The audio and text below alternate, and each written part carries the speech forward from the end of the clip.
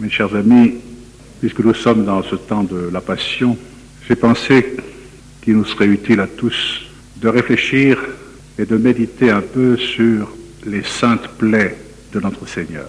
C'est une chose qui peut paraître un petit peu dérisoire aux yeux du monde, mais il me semble que dans le contexte actuel, c'est plus que jamais valable et plus que jamais efficace surtout. Et je suis tombé dernièrement sur un petit livre qui rapportait l'origine de cette dévotion demandée par notre Seigneur lui-même. Vous savez que la plupart des dévotions et des fêtes en l'honneur de notre Seigneur ont été demandées par lui-même dans des apparitions à des âmes privilégiées. Par exemple, la dévotion au Sacré-Cœur. C'est Jésus qui l'a demandé à Sainte Marguerite Marie, une religieuse de la Visitation à Paray-le-Monial. La fête de Dieu, ça a été demandé par notre Seigneur lui-même à une religieuse, la bienheureuse Julienne, qui priait à Liège devant le Saint-Sacrement. La dévotion à la Sainte Face, à la tête sacrée de Jésus, également notre Seigneur qui a demandé cela. Et la dévotion aux saintes plaies a été demandée au siècle dernier par notre Seigneur à une religieuse qui habitait pas très loin d'ici, à Chambéry, sœur Marie-Marthe Chambon. Et pour vous rassurer un petit peu sur le sérieux de cette dévotion, qui n'est pas une dévotionnette, on peut dire un des plus grands théologiens de notre époque, l'époque de ce XXe siècle, le père Garrigou-Lagrange, l'a beaucoup recommandé. Le Seigneur, dit-il, fit connaître à cette humble religieuse les trésors infinis renfermés dans ses plaies et l'importance de les offrir sans cesse à Dieu le Père pour les besoins de l'Église, la conversion des pécheurs, la délivrance des âmes du purgatoire, et il lui donna la mission spéciale de rappeler aux âmes la dévotion à ces saintes plaies. Cette dévotion ne convient-elle pas particulièrement à notre époque si troublée? N'est-ce pas le moment de déverser sur ce pauvre monde bouleversé les mérites infinis du sang rédempteur? Et le père Garrigou-Lagrange poursuit. Après avoir longuement analysé les chemins par lesquels le Seigneur conduisit Marie-Marthe au sommet de la contemplation du mystère de la croix, la fit participer à sa crucifixion en imprimant dans sa chair les sacrés stigmates et l'introduisit dans les plus hauts états mystiques, le Père ajoutait, au moment où l'esprit d'indépendance absolue, d'orgueil poussé jusqu'à l'athéisme, cherche à se répandre dans le monde entier et dans les pays les plus chrétiens, le Seigneur suggère à beaucoup d'âmes intérieures de prier comme le faisait l'humble sœur en offrant sans cesse les saintes plaies de Jésus. Il écrivait cela dans la vie spirituelle le 1er novembre 1937. Qu'est-ce qu'il dirait 50 ans après? Il dirait que ces erreurs, cet esprit d'indépendance, cet orgueil poussé jusqu'à l'athéisme a atteint des proportions incroyables jusqu'à l'intérieur même de l'Église. Et le mystère même de la croix, le mystère du sacrifice du Christ, et par conséquent tout ce qui va avec, la dévotion au Sacré-Cœur, aux saintes plaies, tout cela a été pratiquement mis de côté. Vous venez de faire le chemin de la croix, mais il n'y a plus beaucoup qui font le chemin de la croix aujourd'hui. Tout cela, c'est considéré comme désuet. On parle beaucoup plus facilement de résurrection que de croix. Comme si on pouvait arriver un jour à la résurrection sans passer par la croix. C'est pas possible. Si nous voulons connaître la gloire de la résurrection, il nous faut prendre la croix. Prendre le même chemin que Jésus. Vous savez d'autre part que la fraternité sacerdotale Saint-Pédis a décidé cette année de faire un effort tout particulier pour introniser le Sacré-Cœur dans les familles. Et le Sacré-Cœur, c'est quoi? C'est une des saintes plaies. C'est la plus belle, la plus grande, la plaie du côté. Et c'est capital, justement, pour obtenir la sanctification de la famille et la protection du Sacré-Cœur sur elle. Vous savez combien la famille est attaquée aujourd'hui. Quelques mots sur cette religieuse. Elle s'appelait Françoise Chabon. Elle naquit dans une famille chrétienne de cultivateurs, au hameau de la Croix-Rouge, au-dessus de Chambéry, le 6 mars 1841. Elle fut baptisée le même jour. Et de très bonne heure, notre Seigneur s'est révélé à elle. Notre Seigneur, il fait ce qu'il veut. Il choisit qui il veut, quand il veut et comme il veut. Et il choisit régulièrement des âmes privilégiées à qui il confie une mission particulière. À peine Françoise avait-elle 9 ans que sa tante l'ayant conduite un vendredi saint à l'adoration de la croix, le Christ s'offrit à ses regards, déchiré, ensanglanté comme au calvaire. Oh, dans quel état il était, devait-elle dire plus tard. Ce fut là une première révélation de la passion du Sauveur qui devait tenir tant de place dans sa vie. Mais l'aurore de sa vie apparaît surtout favorisée par les visites de Jésus enfant. Le jour de sa première communion, il vint à elle visiblement. Et depuis lors, à chacune de ses communions, jusqu'à sa mort, ce sera toujours l'enfant Jésus qu'elle verra dans la Sainte Hostie. Il devient l'inséparable compagnon de sa jeunesse, la suit au travail, dans les champs, converse avec elle le long du chemin, la ramène à la chaumière paternelle. Nous étions toujours ensemble. Oh, que j'étais heureuse, j'avais le paradis dans le cœur, dira-t-elle vers la fin de sa vie en se rappelant ses souvenirs. Le curé de la paroisse, bien sûr, parce que les curés ont quand même encore quelques flairs, quelques qualités pour déceler l'œuvre du Saint-Esprit dans les âmes, s'est aperçu qu'il avait là affaire à quelqu'un qui recevait de très grandes grâces. Il a cultivé cette âme avec soin. Il s'est dit, ça, c'est une vocation religieuse. Il la conduisit au monastère de la Visitation de Chambéry. Et effectivement, à l'âge de 21 ans, elle entra à la Visitation, dans le même couvent que Sainte Marguerite Marie, au Parelmonial, dans le même couvent fondé par Sainte Jeanne de Chantal, avec Saint François de Sales.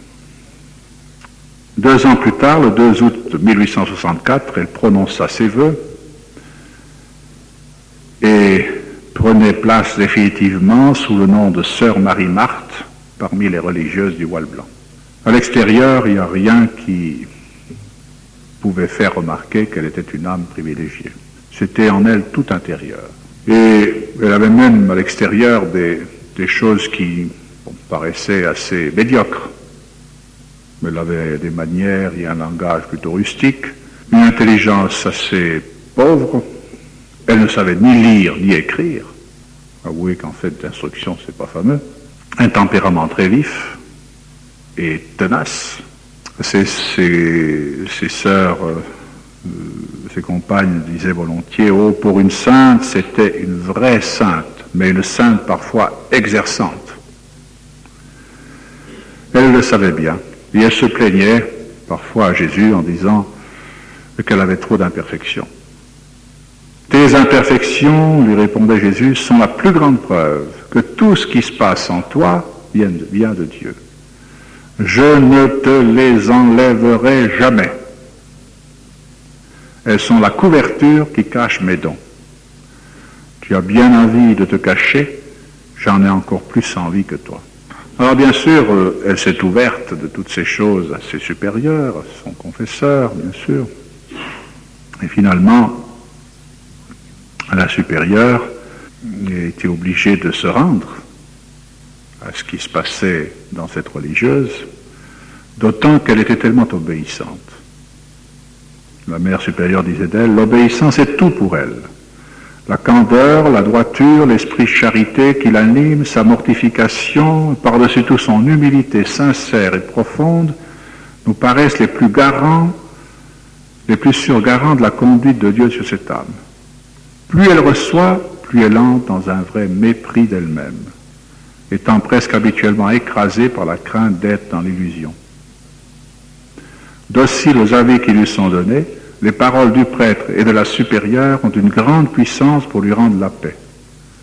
Ce qui nous tranquillise surtout, c'est son amour passionné pour la vie cachée, son besoin impérieux d'échapper à tout regard humain et la frayeur qu'elle a qu'on s'aperçoive ce qui se passe en elle. Les 2 premières années de vie religieuse s'écoulent à peu près normalement, à part un don d'oraison peu commun, un recueillement perpétuel, une faim et une soif de Dieu toujours croissantes, rien de vraiment particulier qui fasse prévoir des choses extraordinaires. Mais en septembre 66, elle commence à être favorisée de fréquentes visites de notre Seigneur, de la Très Sainte Pierre, des âmes du purgatoire et des saints.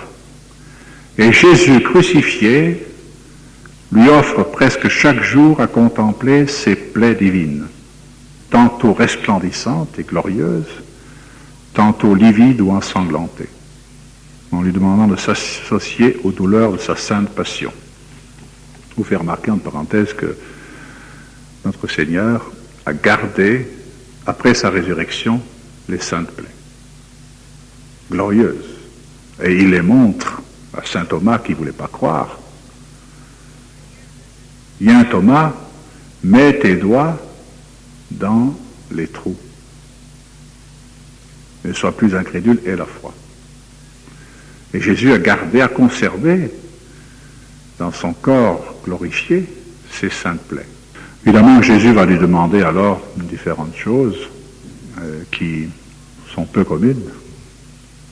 Mais chaque fois, elle obtient la permission de ses supérieurs pour faire pénitence, pour porter jour et nuit un rude cilice, pour se tresser une couronne d'épines aiguës qui ne lui permet plus de reposer la tête sans ressentir une vive souffrance. Jésus exige qu'elle fasse le sacrifice de son sommeil. Elle veille seule pendant que toutes les autres dorment auprès du Saint-Sacrement. Et les personnes qui reçoivent de grandes grâces, de grands privilèges, doivent payer le prix. Jésus leur donne les forces, bien sûr, mais souvent il nous arrive peut-être d'envier certaines âmes privilégiées qui peuvent avoir des grâces semblables, mais si on savait tout le prix qu'elles doivent payer, toutes les pénitences qu'elles doivent faire, on aurait peut-être moins envie de les envier. Alors c'est surtout en 1867, au mois de septembre, pendant 3 jours, qu'elle a reçu des grâces exceptionnelles. Toute la splendeur des cieux vint illuminer son humble cellule, les 26, 27 et 28 septembre 1867, où descendit la Trinité sainte. Dieu le Père, lui présentant Jésus dans une hostie, lui dit « Je te donne celui que tu m'offres si souvent. » Et il la communia. Puis il lui dévoila les mystères de Bethléem et de la croix, éclairant son âme de vive lumière sur l'incarnation et la rédemption. Et tirant ensuite de lui-même son esprit comme un rayon de feu, il lui en fit don. Il y a là-dedans, affirma-t-il, la lumière, la souffrance et l'amour. L'amour sera pour moi, la souffrance, la lumière pour découvrir ma volonté, la souffrance pour souffrir de moment en moment, comme je veux que tu fasses.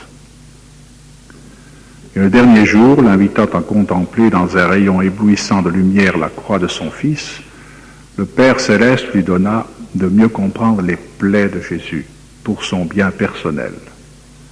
Et en même temps, dans un autre rayon, partant de la terre pour aboutir au ciel, elle vit comme un appel à faire valoir les mérites des plaies de Jésus pour le monde entier.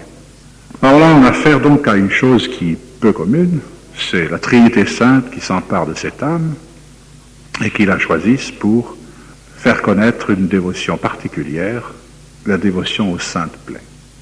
Pour son bénéfice personnel, c'est vrai, mais aussi pour le monde entier. Alors tout cela, bien sûr, a beaucoup intrigué les supérieurs, les prêtres spécialistes qu'elles ont consultés. Elles ont fait venir des éminents jésuites, des évêques, des chanoines, etc., qui ont procédé à un examen approfondi. Et finalement, la supérieure, Mère Marie-Thérèse Eugénie, le déclare, nous déposons ici, en présence de Dieu et de nos saints fondateurs, Saint François de Sales et Sainte Jeanne de Chantal, par obéissance et le plus exactement possible, ce que nous croyons nous être envoyés du ciel par une prédilection tout amoureuse du divin cœur de Jésus pour le bonheur de notre communauté et pour le bien des âmes. Dieu semble avoir choisi dans notre humble famille l'âme privilégiée qui doit renouveler en notre siècle la dévotion aux saintes plaies de notre Seigneur Jésus-Christ. C'est notre humble petite sœur domestique, sœur Marie-Marthe Chambon, que le Sauveur gratifie de sa présence sensible. Il lui montre chaque jour ses divines plaies, afin qu'elle en fasse valoir constamment les mérites pour les besoins de la Sainte Église, la conversion des pécheurs, la nécessité de notre institut et surtout le soulagement des âmes du purgatoire. Jésus en fait son jouet d'amour et la victime de son bon plaisir, et nous, pleines de reconnaissance, nous éprouvons à chaque instant l'efficacité de ses prières sur le cœur de Dieu. Alors voilà, sœur Marie-Marthe, approuvée, si vous voulez, par ses supérieurs. Alors maintenant, elle entre en plein dans le rôle que Jésus lui donne. Une chose me fait de la peine, disait Jésus, c'est qu'il y a des âmes qui regardent la dévotion à mes plaies comme étrange, comme méprisable, comme une chose qui ne convient pas. Mais c'est pour cela qu'on l'oublie, cette dévotion. Au ciel, j'ai des saints qui ont eu une grande dévotion à mes saintes plaies, mais sur la terre, il n'est presque plus personne qui m'honore de cette manière-là. Le 2 octobre 1867, elle assiste à une prise d'habit. Lorsque la voûte des cieux s'entr'ouvrant, elle vit s'y dérouler la même cérémonie dans une splendeur bien autre que celle de la terre. Toute la visitation du ciel était présente, c'est-à-dire toutes les sœurs visitandines qui étaient au ciel étaient présentes. Les premières mères, se tournant vers elle, comme pour lui annoncer une bonne nouvelle, lui dire, joyeuse, le Père éternel a donné à notre saint ordre son Fils en 3 manières. Premièrement, Jésus-Christ, sa croix et ses plaies, à cette maison plus particulièrement. Deuxièmement, son cœur sacré. Troisièmement, Jésus enfant. Il faut que vous ayez toute la simplicité de l'enfant dans vos rapports avec lui. Quelques jours plus tard, une autre mère, décédée depuis 18 mois, apparaît à son ancienne fille et lui confirme le don des saintes plaies. La visitation avait déjà une grande richesse, mais elle n'était pas complète. Voilà pourquoi est heureux le jour où j'ai quitté la terre, parce que dès ce jour, au lieu d'avoir seulement le cœur sacré de notre Seigneur, vous aurez toute la sainte humanité, c'est-à-dire ses sacrées plaies. J'ai demandé cette grâce pour vous. Et Saint François de Sales, ça vous intéresse aussi, puisqu'il est votre patron, l'évêque de Genève, fondateur donc de la visitation, apparaissait très souvent à Sainte Marie-Marthe, la sœur Marie-Marthe, pour l'instruire. Et un jour qu'ils s'entretenaient ensemble, mon père, lui dit-elle avec sa naïveté ordinaire, vous savez que nos sœurs n'ont guère confiance en ce que je dis, parce que je suis bien imparfaite. Ma fille, répondit saint François de Sales, les vues de Dieu ne sont pas celles de la créature. Dieu donne ses grâces à une misérable qui n'a rien, afin que toutes retournent à lui. Tu dois être bien contente des imperfections que tu as, parce qu'elles cachent les dons de Dieu. Dieu t'a choisi pour compléter la dévotion au Sacré-Cœur. Le cœur a été montré à ma fille Marguerite Marie et les saintes plaies à ma petite Marie-Marthe. C'est un besoin pour mon cœur de père que cet honneur soit rendu par vous à Jésus crucifié. Cela fait le complément de la rédemption que Jésus a tant désiré. Mais la Sainte Vierge elle-même vient aussi lui rendre visite. Elle lui dit un jour, je donne mon fruit à la visitation comme je l'ai porté à ma cousine Élisabeth. Ton saint fondateur a reproduit les travaux, la douceur et l'humilité de mon fils. Ta sainte mère de Chantal, ma générosité, en passant par-dessus tous les obstacles pour s'unir à Jésus et faire sa sainte volonté. Ta bienheureuse sœur Marguerite Marie a reproduit le Sacré-Cœur de mon fils pour le donner au monde. Et toi, ma fille, tu es choisie pour arrêter la justice de Dieu en faisant valoir les mérites de la passion et des saintes plaies de mon unique et bien-aimé Fils Jésus. Et comme sœur Marie-Marthe faisait quelques objections, ma fille, reprit la Vierge Immaculée, vous n'avez pas à vous inquiéter. Ta mère et toi, mon fils, sait bien ce qu'il doit faire. Pour vous, faites seulement jour par jour ce que veut Jésus. Et la Sainte Vierge de multiplier ses invitations. Si vous voulez des richesses, il faut aller puiser dans les saintes plaies de mon Fils. Toutes les lumières du Saint-Esprit sortent des plaies de Jésus, mais vous recevez ces dons à proportion de votre humilité. Je suis votre mère et je vous dis, allez puiser dans les plaies de mon Fils. Il faut que toi, ma fille, tu appliques les plaies de mon Fils sur les méchants pour les convertir. Dieu le Père continue à intervenir aussi dans sa vie. Mon enfant, je te donne mon Fils pour t'aider tout le long du jour, afin que tu puisses payer tout ce que tu dois à ma justice pour tous. Tu prendras constamment dans les plaies de Jésus de quoi payer les dettes des pécheurs. Et la communauté de la Visitation de Chambéry faisait des prières, des processions pour différentes intentions. Alors Dieu le Père lui dit, tout ce que vous me donnez là n'est rien. Si ce n'est rien, riposte sœur Marie-Marthe, je vous offre alors tout ce que votre Fils a fait et souffert pour nous. Ah, reprend le Père éternel, ceci est grand. C'est clair que nous avons là un trésor depuis que Jésus est venu sur la terre et qu'il s'est incarné et qu'il nous a rachetés.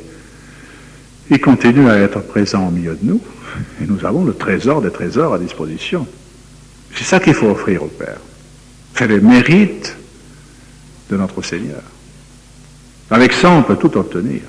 Moi, je me rappelle, dans mon ministère, il y a quelques années en arrière, j'avais été apporter la Sainte Communion dans une de nos vallées, au fond d'un village, à deux pauvres vieux qui habitaient une pauvre maison, vraiment. Je dirais, plus pauvre qu'un Mayen au sommet des montagnes chez nous. C'était pourtant dans un village. Et quand je suis arrivé dans la maison avec le Saint-Sacrement, j'ai vu ces deux pauvres vieux là, à moitié malades, à moitié morts presque. Recevoir Jésus avec tant de foi, tant de reconnaissance, j'ai vraiment été ému. Je les ai confessés d'abord, puis on se donner la Sainte Communion. Je crois qu'il devait laisser l'onction à l'un des deux, en tout cas, qui n'a pas tardé à mourir. Et après que j'ai eu donné la Sainte Communion, le mari est parti tout fort dans une action de grâce. Je n'avais jamais entendu ça de ma vie. Une action de grâce, les mots lui sortaient, il n'y avait pas besoin de livre. Tout était basé sur les saintes plaies. Moi, je suis resté là à écouter. Je n'ai plus pu dire un mot. Je n'aurais jamais pensé qu'un pauvre vieillard comme ça savait de si belles prières. Et c'était des prières sur l'essentiel. C'était pas du tout du blablabla. C'était droit, centré, 6 heures. Et je me suis toujours rappelé cet exemple. Et je me suis dit, oui, au fond, je lui ai apporté la Sainte Communion, je lui ai apporté le trésor des trésors. Pour lui, c'était pas l'argent, le confort, le fauteuil, la télé, la belle vie qui comptait, c'était Jésus. Il habitait à côté de l'église du village, plus la peine d'aller, me disait-il. Il n'y a plus rien. Il n'est plus là. Notre Seigneur n'est plus là. Il n'avait pas lu beaucoup de livres, mais il sentait ce vide dans les églises.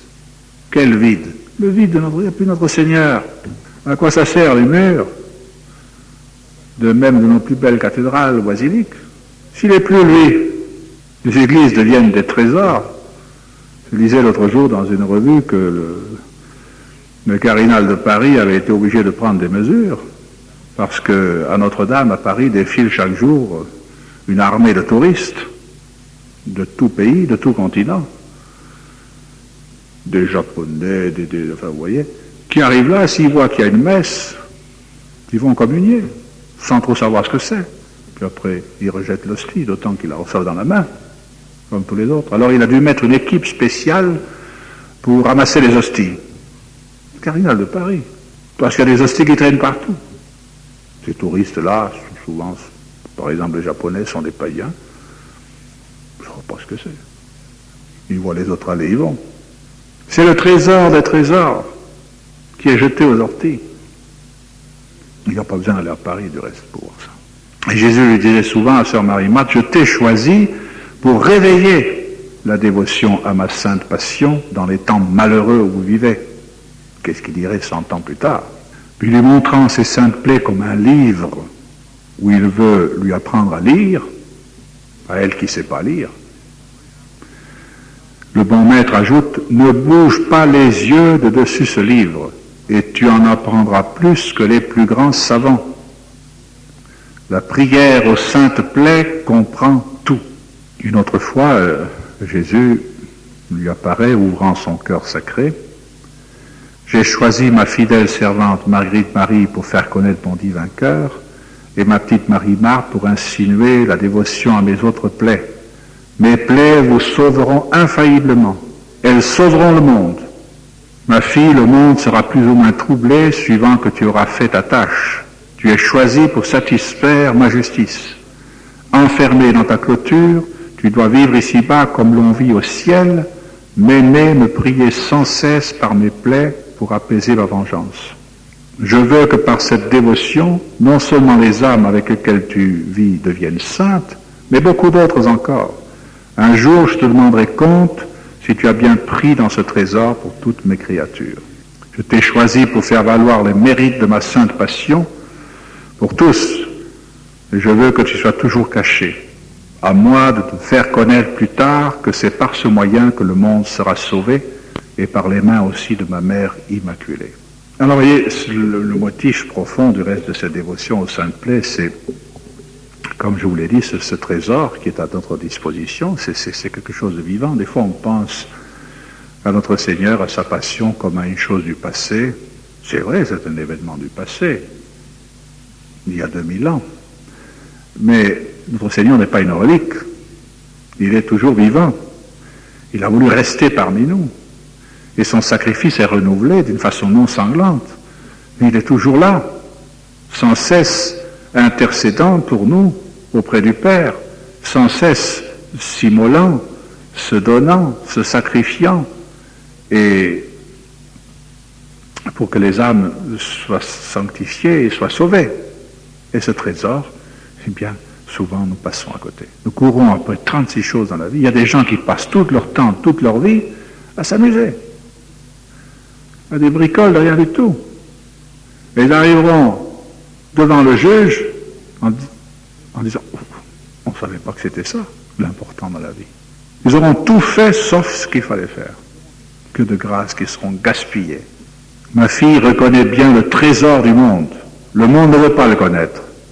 Je veux que tu les vois ainsi, afin que tu comprennes mieux ce que j'ai fait en venant souffrir pour toi.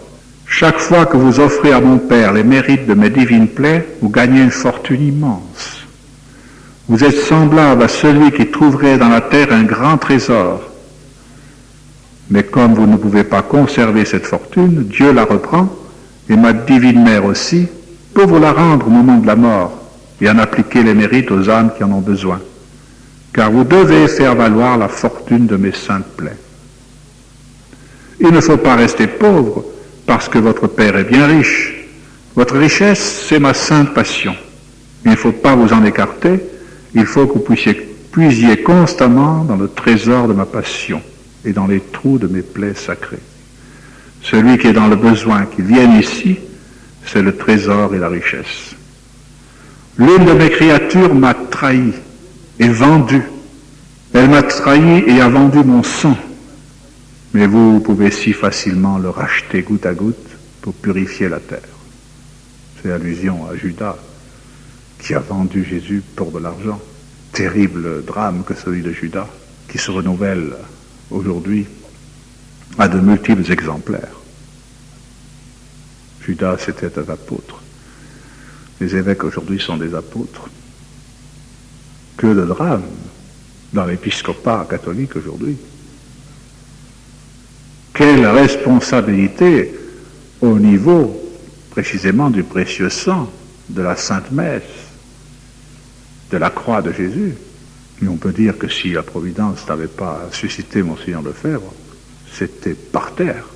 Le saint sacrifice de la messe aurait été liquidé.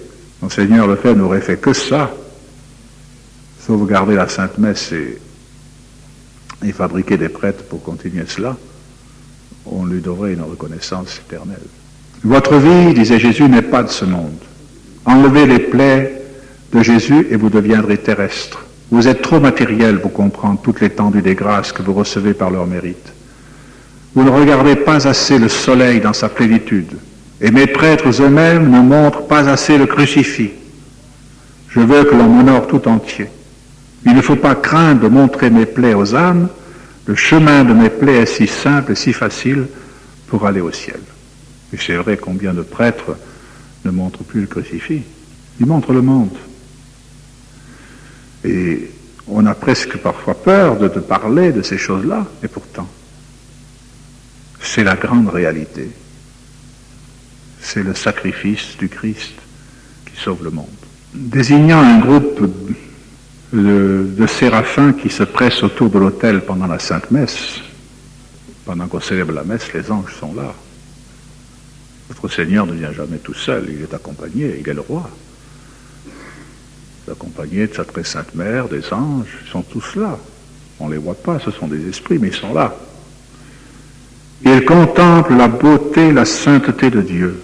Ils admirent, ils adorent, ils ne peuvent pas imiter.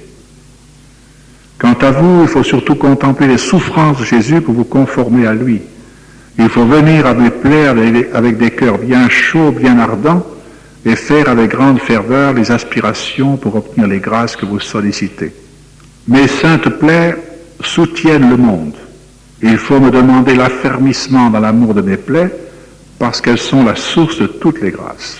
Il faut souvent les invoquer, y porter le prochain, il faut en parler et y revenir fréquemment, afin d'en imprimer la dévotion dans les âmes. Il faudra longtemps pour établir cette dévotion, travaillez-y avec courage. Je passe, bien sûr, je ne veux pas tout vous donner.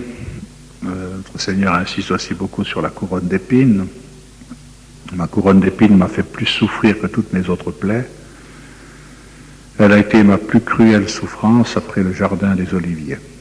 Si vous contemplez ma couronne d'épines sur la terre, vous serez un jour ma couronne de gloire au ciel. Et alors, bien sûr, il insiste aussi sur la plaie du Sacré-Cœur, du côté, n'est-ce pas? C'est de cette plaie-là qu'est sortie l'Église, que sont sortis les sacrements. Tout vient du cœur de Jésus. Et je passe. Et quelles sont alors les promesses que notre Seigneur fait au sujet de cette dévotion? J'accorderai tout ce que l'on me demandera par l'invocation aux saintes plaies. Vous obtiendrez tout parce que c'est le mérite de mon sang qui est d'un prix infini.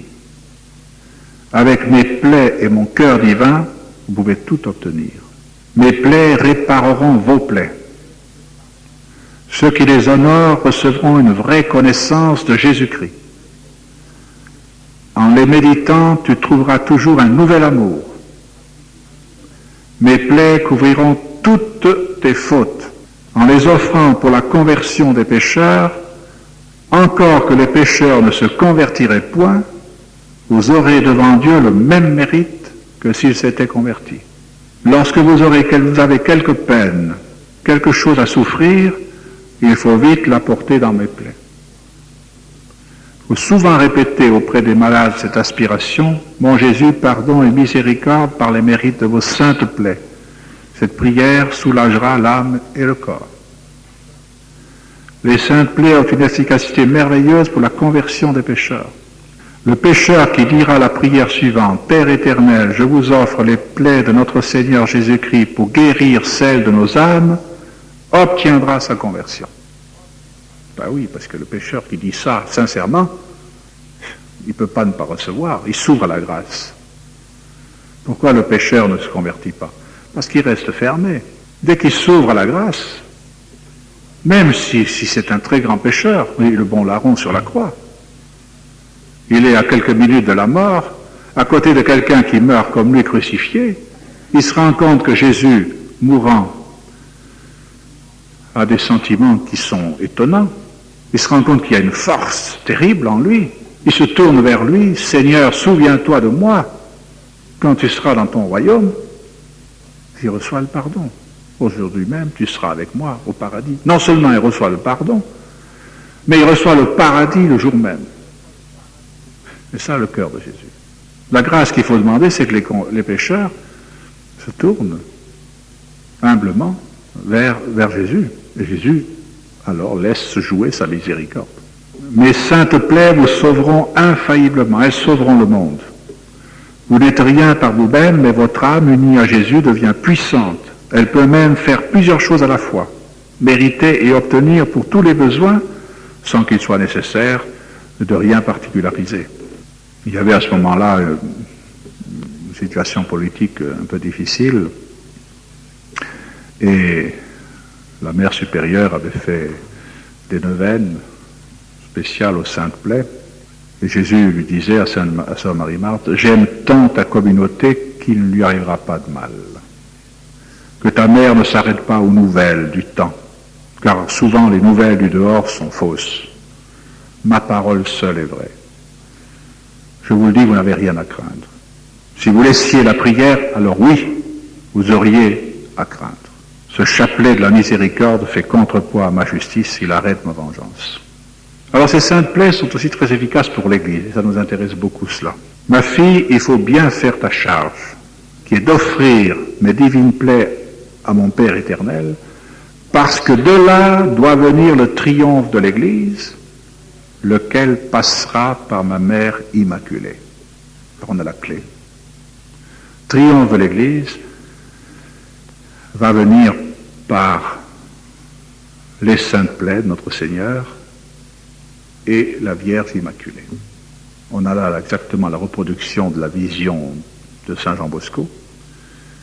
Vous vous rappelez, il avait vu au siècle dernier la barque de l'Église être attaquée dans un océan déchaîné par des navires ennemis et qui l'assaillaient de toutes parts et qui arrivaient finalement à la couler, quand tout d'un coup, sur la mer, se sont dressées deux colonnes, l'une surmontée de l'hostie et l'autre surmontée de la Vierge Immaculée. Et le pape, qui était à la tête de cette barque, a dirigé la barque entre ces deux colonnes et ce fut la paix. Immédiatement le calme, la victoire. Et ça, c'est l'hostie, c'est la messe.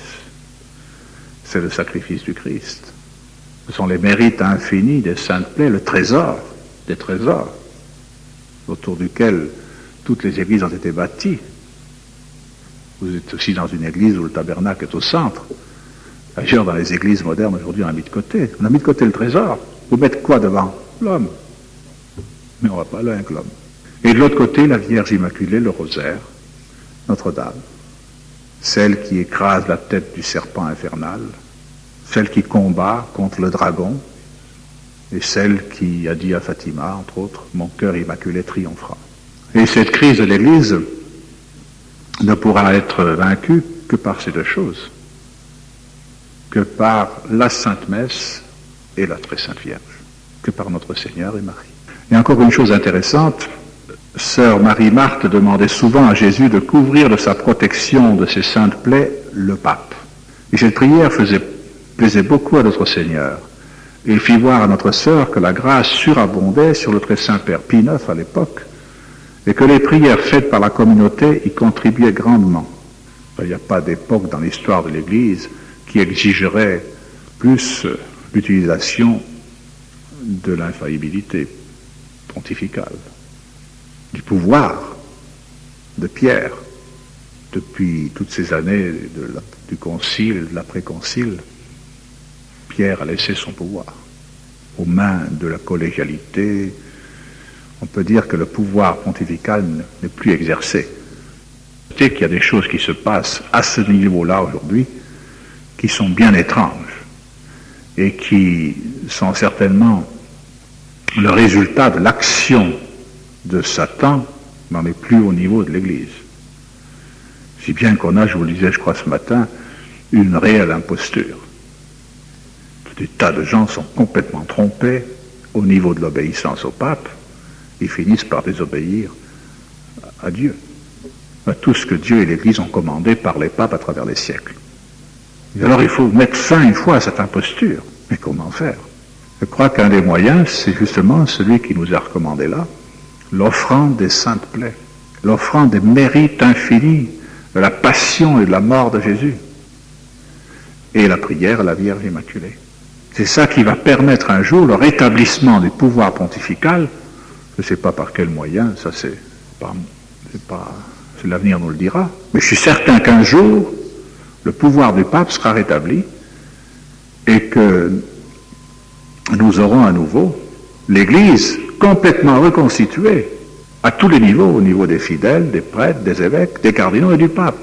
Mais ce sera le résultat d'une lutte terrible, parce que le diable ne va pas lâcher si facilement maintenant la proie, alors qu'il a réussi à avoir pratiquement le pouvoir sur tout dans l'Église, et à rejeter hors des églises ceux qui défendaient vraiment le trésor des trésors.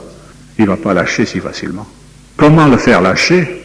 C'est pas par notre mérite personnel, c'est par l'intervention de Dieu. Et qu'est-ce qu'on peut offrir à Dieu, au Père éternel, de mieux pour cela que les mérites infinis de son Fils, que les saintes plaies de notre Seigneur, pour obtenir cette grâce, que cesse cette imposture. Et les mérites, bien sûr, de la Vierge Immaculée. Il n'y a pas de créature humaine plus parfaite qu'elle. Et les mérites de Marie ont une valeur, bien sûr, immense. Elle est la mère de l'Église. Je vous laisse cette intention-là. Offrez les saintes plaies de Jésus pour l'Église, pour le pape, pour le rétablissement de la papauté. Monseigneur Lefebvre a fait tout ce qu'il a pu faire. Il a même fait 4 évêques. Et il ne peut pas faire plus. Il peut en faire plus, les évêques, s'il veut, si la nécessité se fait sentir. Mais il ne peut pas faire un pape. Il ne peut pas faire des cardinaux. Il ne peut pas aller plus loin dans le rétablissement complet de la hiérarchie. Alors il faut prier pour que le ciel fasse ce qu'on ne peut pas faire nous. Et pour obtenir cette grâce du Père éternel, je crois qu'il faut offrir les saintes plaies. Je connais j'ai un ami en France qui m'a envoyé du reste un de ses petits livres et qui m'a dit je constate depuis quelque temps une intensification parmi les fidèles de la dévotion aux saintes plaies. Et je considère, disait-il, comme un bon signe, parce que si on a vraiment cette dévotion, on peut obtenir des grâces extraordinaires, des grâces pour résoudre le problème angoissant dans l'Église aujourd'hui. Bien sûr, ces saintes plaies sont très très utiles pour les âmes du purgatoire. Vous pensez bien, vous pouvez offrir ce chapelet des saintes plaies pour les âmes du purgatoire, en délivrer beaucoup. Notre Seigneur dit: le bénéfice des saintes plaies fait descendre les grâces du ciel et monter au ciel les âmes du purgatoire.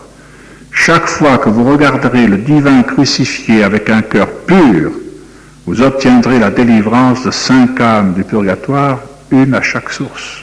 Vous obtiendrez aussi, en faisant le chemin de la croix, si votre cœur est bien pur et bien détaché, la même faveur à chaque station, par le mérite de chacune de mes plaies.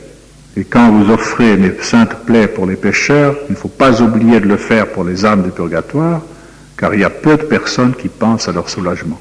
Et maintenant, quand il y a un enterrement, ils les mettent tous au ciel directement. Le purgatoire, ils ont fait une croix dessus, l'enfer, 3 croix dessus. Pratiquement, il n'y a plus que le ciel. Mais entre-temps, le purgatoire existe toujours, puis l'enfer existe toujours. Et ceux qui sont dans l'enfer, ils ne sortent plus jamais. Mais ceux qui sont au purgatoire, ils savent qu'ils sortiront un jour. Mais c'est long et pénible. Et plus beaucoup pensent à les aider. Comme elles ne peuvent plus rien pour elles, ils sont obligés d'attendre. Alors il faudrait aussi avoir la charité d'offrir les saintes plaies pour les âmes du purgatoire. Une religieuse de la même congrégation que Sœur Marie-Marthe, la Visitation donc, lui a paru un jour, après sa mort, toute glorieuse. Je croyais bien faire toutes mes actions purement pour Dieu, et lorsqu'elles m'ont été montrées, je les ai vues toutes remplies de mouvements naturels. C'est la confiance que j'ai eue aux saintes plaies de Jésus les derniers jours de ma vie qui a fait ma perfection. Ah, qu'il fait bon mourir en passant par les plaies de notre Seigneur Jésus-Christ. En quelques jours, elle avait réussi à se parfaire grâce à cette dévotion aux saintes plaies. Voilà, je passe un peu là-dessus, j'ai été un petit peu trop long sûrement, mais j'ai pensé que, puisque nous étions entrés aujourd'hui dans cette quinzaine de la Passion, il était utile de nous rappeler cette dévotion. Vous savez qu'elle n'est peut-être pas tellement connue, tombée peut-être en désuétude, mais je vous encourage à la reprendre. Et si vous voulez, pour terminer, nous allons faire l'exercice pratique. Nous allons dire ensemble le chapelet des saintes plaies de notre Seigneur, en appliquant ces mérites-là pour l'Église, particulièrement pour cette question du pape, en demandant la grâce au Père éternel de mettre bientôt fin à cette imposture et de remettre dans l'Église les choses et les personnes à leur véritable place. On va se mettre à genoux. Au nom du Père et du Fils et du Saint-Esprit, ainsi soit-il.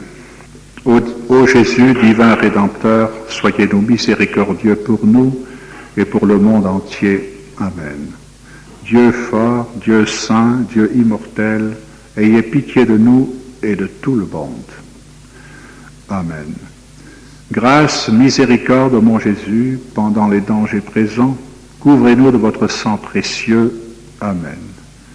Père éternel, faites-nous miséricorde par le sang de Jésus-Christ, votre Fils unique. Faites-nous miséricorde, nous vous en conjurons.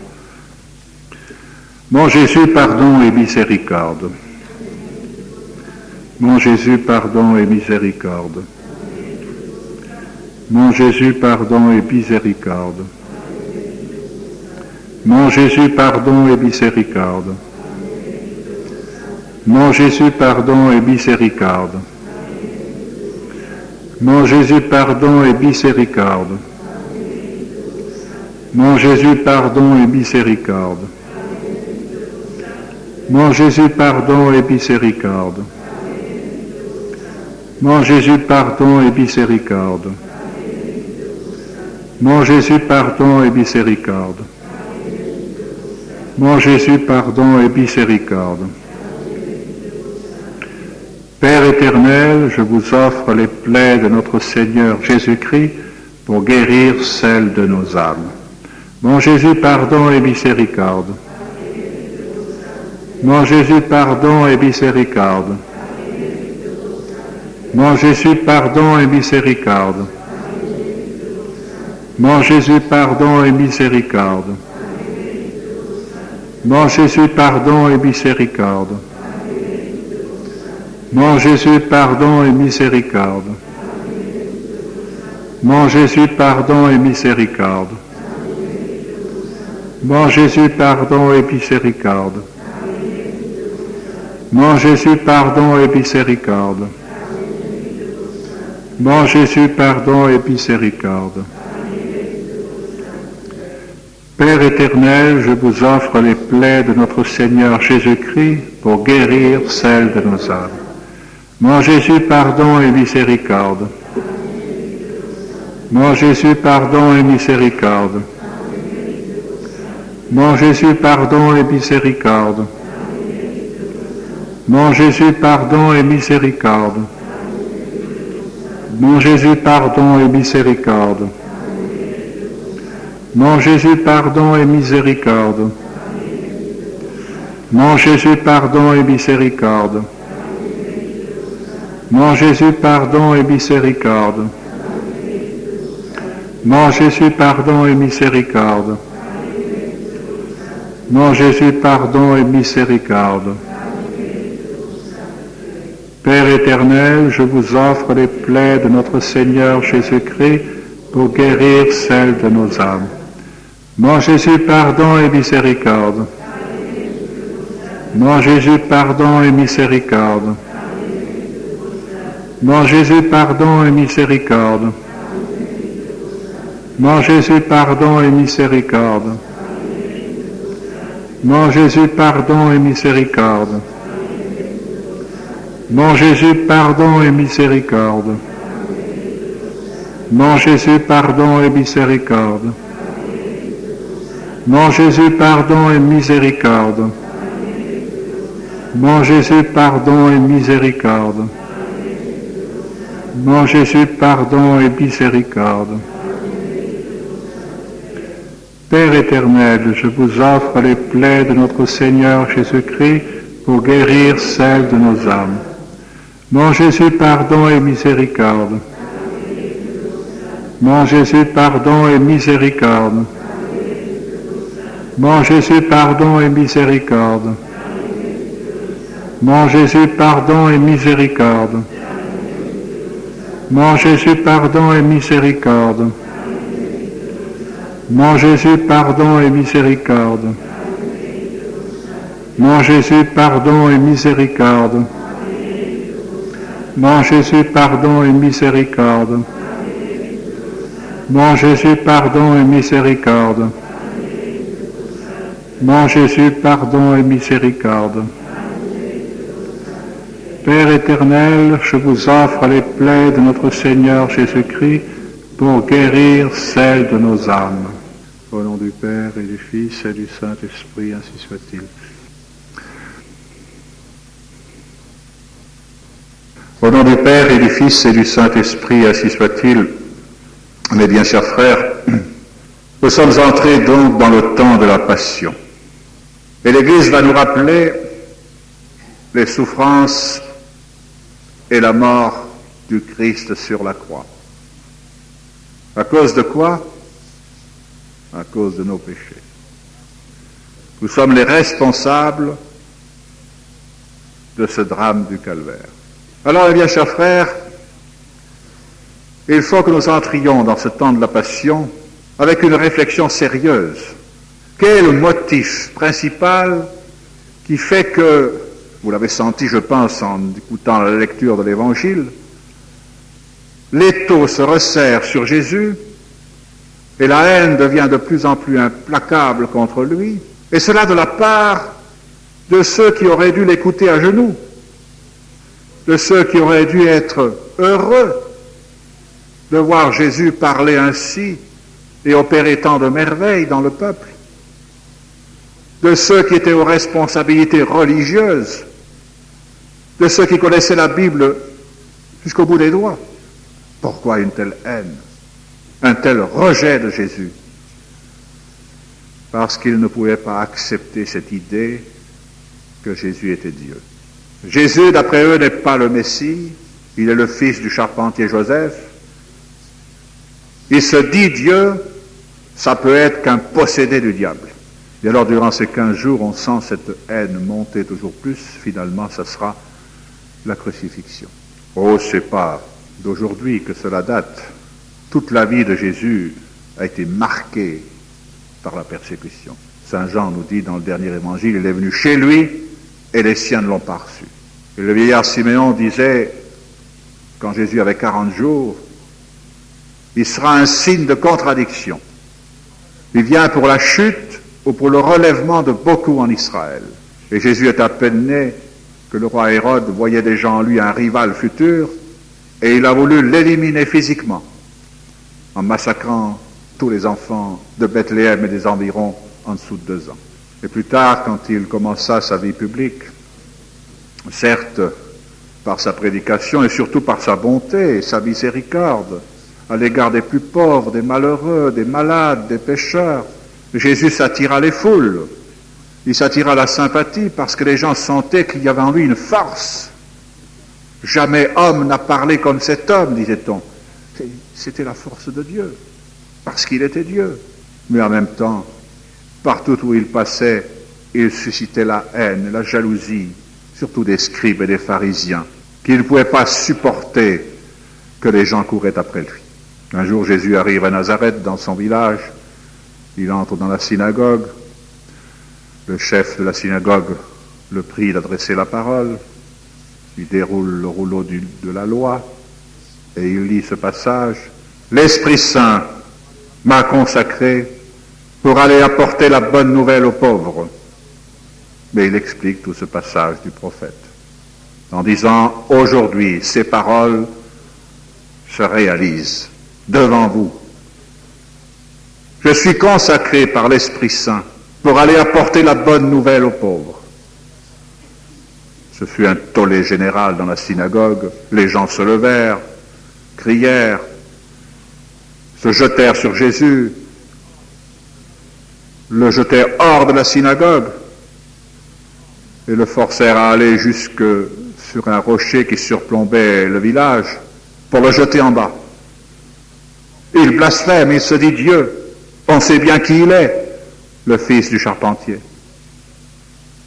Jésus, bien sûr, son heure n'était pas encore venue, se débarrassa de ses adversaires en passant au milieu d'eux sans que personne pût le toucher. Mais il déclara quand même, un prophète n'est jamais bien reçu dans son pays. Alors au fur et à mesure que Jésus approche de la passion, l'étau se resserre et on cherche par tous les moyens à le piéger. Puis on n'arrive pas. Juste avant le passage de l'évangile d'aujourd'hui, les scribes lui amènent une femme prise en flagrant délit d'adultère. D'après la loi, elle doit mourir lapidée. Et toi, qu'est-ce que tu dis? Et Jésus dit rien. Il les écoute, les regarde, il semble écrire sur le sol, et tout d'un coup, les regardant bien en face, fouillant leur conscience avec son regard divin, il leur dit que celui d'entre vous qui est sans péché, lui jette la première pierre. Et personne n'a osé prendre un caillou, parce qu'ils se sont sentis dévisagés. Ils ont senti que Jésus voyait, connaissait tous leurs péchés. Et ils sont partis tous, à commencer par les plus vieux. Et Jésus est resté seul avec cette femme. Alors, femme, personne t'a condamné? Non, personne. Eh bien, moi non plus. Je ne te condamne pas. Mais désormais, ne pêche plus. Voilà Jésus face à la misère du monde, face à cette femme pécheresse. Il la relève. Voilà Jésus face à la méchanceté de ceux qui arboraient un visage pur de l'extérieur, alors qu'en réalité, ils étaient remplis de péchés, encore plus pécheurs que cette femme. Et alors on arrive à ce passage de l'évangile d'aujourd'hui, c'était au temple, et là il y a une altercation violente entre les pharisiens et Jésus, toujours pour le même problème, parce qu'il se dit Dieu, il dit qu'il est uni à son Père, il dit qu'il a été envoyé par son Père sur la terre, et que sa doctrine est authentique, et donc par conséquent il faut l'écouter, il y va de leur salut. Et les pharisiens et les scribes ne veulent pas entendre pareille doctrine. Et alors Jésus lance cette phrase que vous et moi ne pouvons pas lancer. Qui d'entre vous pourra me convaincre de péché? Jésus ose dire cela, parce qu'effectivement, il n'y a pas de péché en lui. Personne ne peut prouver qu'il y a du péché ni dans sa conduite, ni dans sa doctrine. Il n'y a aucune erreur. Jésus mène une vie très sainte. Et vous pensez, si ses adversaires avaient pu le surprendre dans une mauvaise conduite, comme ils auraient profité. Jésus enseigne une doctrine absolument sûre et certaine. Il n'y a aucune erreur. Et malgré tous les pièges qu'ils lui ont tendus, ils n'ont jamais réussi à le prendre en défaut. Le ciel et la terre passeront, mes paroles ne passeront pas. Alors, si Jésus n'a pas de péché, si sa doctrine est juste, pourquoi ils ne l'écoutent pas? Parce qu'ils sont de mauvaise foi, parce qu'ils sont aveuglés, parce qu'ils sont endurcis. C'est ça le péché contre l'Esprit Saint, c'est voir la vérité en face et pas s'incliner. Que nous lisons, nous les prêtres dans le bréviaire, pendant ce temps de la Passion, cette parole. Si aujourd'hui tu entends la voix de Dieu, n'endurcis pas ton cœur. Cette voix de Dieu, nous l'entendons, il faut déboucher les oreilles, il faut qu'elle pénètre en nous, qu'elle trouve en nous un terrain bien disposé, et que nous la mettions en pratique afin qu'elle porte du fruit. Autrement, nous sommes des endurcis, et nous résistons à la grâce, et nous faisons comme ces scribes et ces pharisiens qui ne veulent pas croire. Alors Jésus, pour essayer justement d'ouvrir leur cœur, de faire cesser cet endurcissement, leur dit, si quelqu'un garde ma parole, il ne connaîtra pas la mort. Alors là, les Juifs se disent cette fois-ci, il en a trop dit, on a la preuve que c'est un possédé, c'est un Samaritain. Les Samaritains, c'était ceux qui s'étaient séparés des Juifs, qui avaient mélangé la doctrine juive avec la doctrine païenne. Ils avaient fait schisme, si vous voulez, c'était des apostats. On traite Jésus de Samaritain pour dire que c'est un novateur, un schismatique, quelqu'un qui mélange la loi avec ses idées à lui, ou encore plus un possédé de démons. Alors, Abraham est mort. Tu dis que si quelqu'un garde ta parole, il ne connaîtra pas la mort. Serais-tu plus grand qu'Abraham? Plus grand que les prophètes qui sont morts? Mais qui donc prétends-tu être? Et alors Jésus leur explique qu'ils ne connaissent pas le Père et qu'Abraham, lui, s'est réjoui de sa venue. Avant qu'Abraham fût, je suis. C'était déclarer sa divinité. C'était montrer que Jésus est au-dessus du temps, au-dessus des siècles, qu'il est le Dieu, qu'il est éternel. Et donc, en tant que Dieu, il était bien avant Abraham, mais en tant qu'homme, il est venu sur la terre, il a pris naissance. Et Abraham, il était où à ce moment-là? Dans les limbes. Qu'est-ce qu'il faisait? Il attendait la libération, il attendait que le ciel soit ouvert. Et alors, Abraham s'est réjoui à la pensée que Jésus était descendu sur la terre pour précisément ouvrir le ciel. Jésus par là montre clairement qu'il est Dieu. Et ce sera le motif de sa condamnation. Eh bien, chers frères, c'est terrible de voir cet endurcissement du cœur des Juifs. Qu'est-ce qu'ils ont fait alors les Juifs? Ils ont pris des cailloux et ils veulent lapider Jésus. Mais Jésus, c'est pas son heure, se faufile parmi eux sans mal. L'heure va venir, l'heure des ténèbres, où Jésus va alors assumer pleinement et volontairement la mort. Et l'occasion sera fournie par un miracle extraordinaire que Jésus va faire quelques jours avant de mourir. À Béthanie, Lazare venait de mourir, il était enterré depuis 4 jours, Jésus n'était pas là au moment de la mort. Quand il arrive, ses sœurs semblent lui reprocher: si tu avais été là, notre frère ne serait pas mort. Finalement, Jésus va au tombeau, se fait enlever la pierre, mais Seigneur, il sent déjà, ça fait 4 jours qu'on l'a mis, dit l'une de ses sœurs. Ne t'ai-je pas dit que si tu crois, tu verras la gloire de Dieu? Et devant cette foule, car Lazare était un homme considéré, aimé par les Juifs et par les Romains, un homme puissant, influent, beaucoup de gens étaient là. Devant cette foule, Jésus va ressusciter un mort enterré depuis 4 jours. Et ça, c'est la preuve la plus parfaite de sa puissance divine. Et à la parole de Jésus, Lazare sort du tombeau. Tout le monde aurait dû s'incliner. Le bon peuple, du reste, s'est incliné, a crié son enthousiasme. On n'a jamais vu ça. Mais les scribes et les pharisiens s'endurcissent encore plus. Cette fois, il en fait trop, il faut qu'on se débarrasse de lui. Et ils vont saisir cette occasion pour le faire arrêter par l'un de ses propres amis, par Judas, qui va trahir Jésus pour de l'argent et qui va le leur livrer. Et ça, mes bien chers frères, ce mystère de la passion du Christ. Et Jésus alors va s'offrir volontairement, il est venu pour ça. Il va être l'agneau qui efface les péchés du monde. Il va être immolé sur la croix. Tout à l'heure, dans l'épître, saint Paul nous a rappelé qu'au temple, il y avait des sacrifices d'animaux. On aspergeait avec le sang de ces animaux le peuple pour qu'il soit purifié. Tout cela va être balancé et remplacé par le sang précieux de Jésus. Jésus va s'immoler sur la croix, volontairement. Alors il va être écrasé par tous les péchés, par nos propres péchés à nous. Et il va expier tout cela à notre place, pour nous mériter le salut, pour nous ouvrir le ciel, pour réconcilier la terre avec le ciel, les hommes avec Dieu. Il va être le pontife, le médiateur, celui qui, dressé entre ciel et terre, va nous réconcilier avec Dieu. C'est le grand sacrifice du Vendredi Saint, le sacrifice qui va se renouveler parce que Jésus l'a voulu jusqu'à la fin du monde. C'est la messe à laquelle vous êtes là maintenant, présent, c'est la messe. Et vous êtes aspergés par le sang précieux de Jésus. Alors, mes bien chers frères, il faut endurcir nos cœurs, ouvrir nos cœurs à la grâce. Quelle grâce que la messe. Jamais vous pourrez assez remercier Jésus de la grâce de la messe. D'avoir ici, dans cette ville de Genève, la messe, la vraie messe catholique. Vous venez de fêter les 10 ans de cet oratoire. Que de grâce en 10 ans. Saint Joseph vous a donné le lieu, il vous a trouvé le local, la chapelle, cette belle église.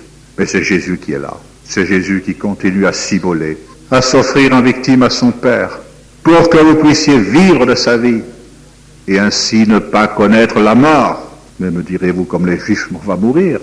Ben oui que vous allez mourir. On va tous connaître la mort corporelle. Mais en suivant le Christ, nous ne connaîtrons pas la mort éternelle. La mort corporelle ne sera qu'un passage qui va nous conduire à la vie éternelle. Je suis la résurrection et la vie. Celui qui croit en moi, même s'il est mort, vivra. Et tout ça, c'est grâce à lui. C'est lui qui nous donne cette certitude du salut, cette espérance que d'ici quelque temps, nous serons avec lui dans le ciel. Nous aurons occupé la place qu'il est allé nous préparer. Parce que maintenant, ça dépend que de nous. Lui nous a ouvert la route. Nous n'avons plus qu'à croire et qu'à suivre cette route, qu'à imiter notre Seigneur. Alors, mes bien chers frères, appréciez la Sainte Messe et tous ces prochains jours. L'Église nous invitera à des cérémonies qui nous rappelleront toujours mieux encore le don que Jésus a fait de lui-même pour nous. Alors venez vous ressourcer et là vous trouverez la force pour vos âmes. Vous savez que le diable aujourd'hui a attaqué justement la messe pour couper la source et habilement il a altéré la messe, il l'a changée en une fête, en un repas fraternel, en éliminant justement l'aspect du sacrifice. Qui parle encore tellement de la croix, du sang précieux de Jésus? Qui parle encore tellement du péché, des conséquences éternelles du péché, de l'enfer? On a évacué toutes ces réalités-là pour faire une religion de l'homme. Mais on n'est pas sauvé par cela. L'homme ne peut pas être sauvé par l'homme. L'homme ne peut être sauvé que par Dieu. Et Dieu s'est fait homme, précisément, tout en restant Dieu, pour nous sauver. Et alors, il n'y a que le Christ qui est Dieu et homme. Il n'y a que lui. Et encore aujourd'hui, vous avez dans le monde, et hélas dans l'Église, des gens qui ne veulent pas que Jésus règne. Des gens qui ne veulent pas se soumettre à la loi divine, qui veulent organiser leur vie comme ils s'entendent, en dehors de Dieu, en dehors de sa loi. Mais ils vont à la ruine éternelle. Il n'y a que lui et qui peut nous conduire à la vie éternelle. Il est la porte, il est le bon pasteur, celui qui donne sa vie pour ses brebis. Nous devons le suivre avec une grande reconnaissance. Alors mes bien chers frères, je peux que vous encourager beaucoup à profiter de tout ce qu'on vous donne dans ce magnifique oratoire, dans tout ce que Jésus vous donne, parce que nous les prêtres, nous ne sommes que les ministres de Christ. Tout à l'heure je vais redire ces paroles: prenez et mangez, ceci est mon corps, prenez et buvez, ceci est mon sang. Mais c'est pas mon corps à moi, c'est Jésus. Le prêtre ne fait que prêter son corps, ses gestes, ses paroles. Mais c'est lui qui est là. Et à travers le prêtre, vous devez voir notre Seigneur célébrant la messe. Faites abstraction du prêtre humain. C'est Jésus qui est là. C'est lui qui renouvelle le sacrifice de son sang et qui vous donne de pouvoir puiser dans les mérites infinis de sa passion. Quelle grâce, mes bien chers frères. Et puissions-nous ne jamais oublier cela. Demandons à la très sainte Vierge, le vendredi prochain, nous allons célébrer la compassion, de nous faire compatir un peu mieux aux souffrances du Christ. Elle était au pied de la croix, elle a réalisé le drame du calvaire, et elle s'est unie au sacrifice de son Fils. Elle s'est livrée elle-même, et c'est là, au pied de la croix, qu'elle est devenue notre maman. Elle nous a engendrés à la vie. Elle était la mère du Christ, et elle est devenue là la mère des hommes, notre mère à tous. Alors qu'elle nous donne de compatir un peu mieux aux souffrances du Christ, et surtout de fuir le péché, parce que c'est à cause du péché qu'il a souffert cela, que nous puissions être libérés du péché et mener une vie sainte. Il faut demander à la Sainte Vierge de nous aider à nous sanctifier, de façon à ce que plus jamais nous ne fassions de la peine à son divin Fils. Au contraire, par notre zèle, par notre ferveur, par notre bonne conduite, par notre volonté à écouter toujours et à mettre en pratique la parole de Dieu, non seulement nous sauvions nous-mêmes, mais nous soyons aussi pour les autres, surtout pour ceux qui ont perdu la foi, qui ne savent plus trop ce qu'il faut croire ou pas croire, qui sont dans une pleine confusion, qui sont trompés. Il y a une imposture terrible aujourd'hui dans l'Église. Des quantités de gens sont complètement trompés. C'est le diable avec le mensonge qui trompe et qui mène toute cette foule sur le chemin de l'enfer. Vous demandez à la très sainte Vierge et à Saint Joseph, votre saint patron, de mettre fin à cette imposture pour que les âmes soient à nouveau éclairés, fortifiés et nourris par le corps et le sang précieux de Jésus. Courage, mes bien chers frères, confiance, ça viendra. La grâce nous sera donnée un jour. Cette crise prendra fin, mais il faut tenir. Et vous êtes ici des soldats qui devaient tenir la place de Genève, éclairer les autres. Quand la tourmente aura passé, ils verront que c'était ça. Ils diront, mais imbécile qu'on a été, pourquoi on a laissé ça? Pour courir après les chimères. Mais c'est ça qu'on aurait dû garder. Comme ils ont eu raison, ceux qui ont gardé cela. Eh bien, on va avec eux maintenant. Et ça repartira. Car notre Seigneur, tant de fois a été mis de côté, toujours il est revenu. L'Église, tant de fois a été considérée comme morte, toujours elle est revenue. Elle a les paroles de la vie éternelle, elle ne périra pas. Alors courage et confiance, mes bien chers, faites bien ce temps de la passion en union avec Jésus et sa très sainte mère, ainsi soit-il.